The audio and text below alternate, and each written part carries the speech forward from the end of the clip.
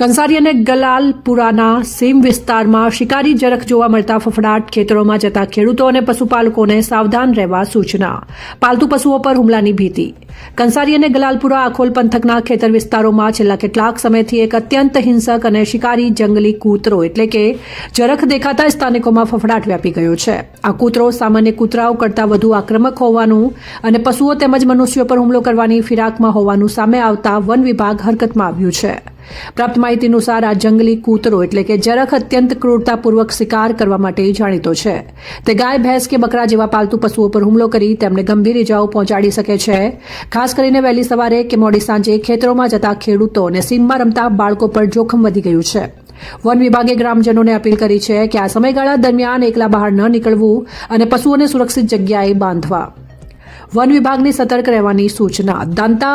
Dantiwada one પરિક્ષેત્ર અધિકારી ઋષિત તબિયરે જણાવ્યું છે કે આ વિસ્તારમાં શિકારી કૂતરો જરખ જોવા મળ્યો હોવાના અહેવાલ મળ્યા છે. ગ્રામજનોએ સતર્ક રહેવું જ ખૂબ જરૂરી છે.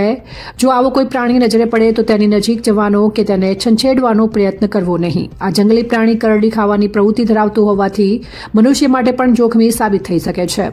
વન વિભાગ દ્વારા અંગે જરૂરી તપાસ અને કામગીરી પણ હાથ ધરવામાં આવી છે. અહેવાલ મનુભા વાઘેલા, બનાસકાંઠા.